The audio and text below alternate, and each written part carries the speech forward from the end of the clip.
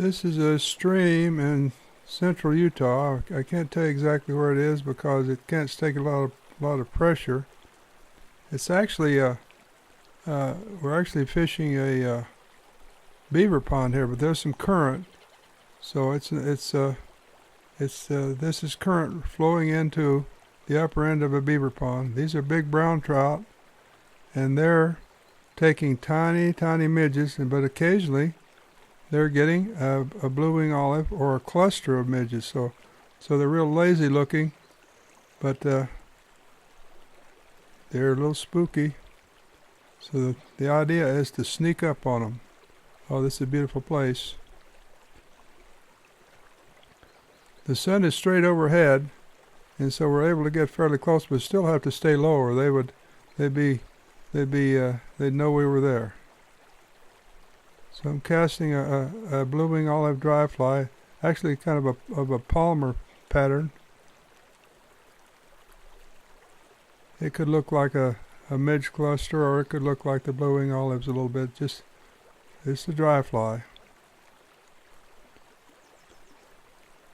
This is sight fishing. This is we can see the fish. I can see the fish. I've got my Polaroids on. I can see it, and it's rising. Got him on. He's a wild fish. I'm using 6X tippet to fool the fish. Well, this is a good sized fish, and then I'm having to play him as hard as I can without breaking the leader. Not an easy thing to do. You have to fool him first, and then worry about it later. But I'm handling him all right.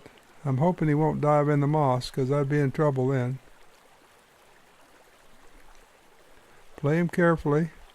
Like I say, it's 6X. You know, it's only about 3 pounds or something, 3 or 4. That's assuming good knots. What I've done is I've played him in and I've eased him up against the shore, you know, head first. They don't have any reverse, and he's there. My friend Danny's going to bring me the net.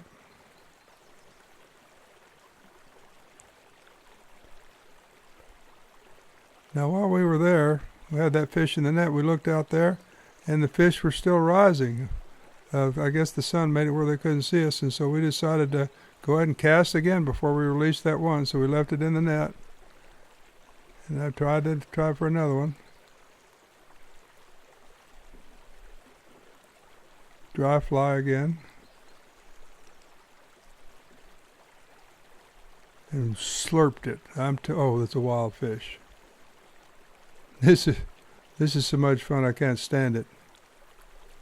Really bright this day. That's why you see so much contrast here with the video. We couldn't do anything about that.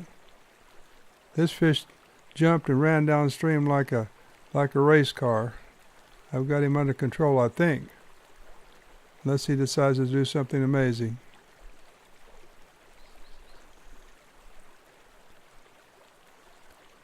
Again, I'm hoping he won't dive in the moss. He's a while trying to get away. He's not getting in the moss.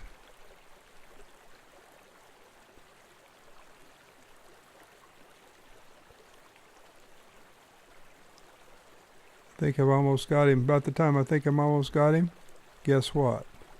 He decides that he doesn't like this very much, and he's going to get out of here.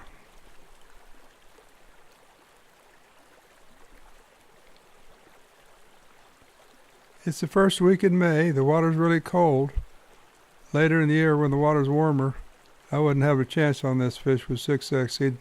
He'd eat my lunch. So, but this is, you just have to make the best compromise you can, and according to the situation.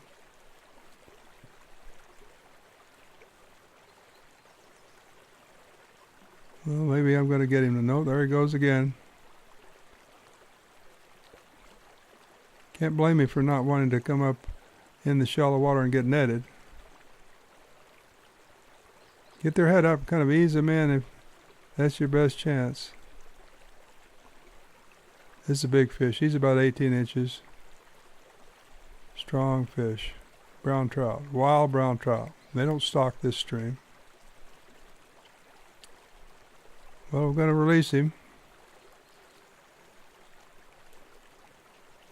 Actually, I'm releasing the first one we caught. We had one in the net. I had my knee on the handle of the net. He was in the water. Water's really cold. It didn't hurt anything.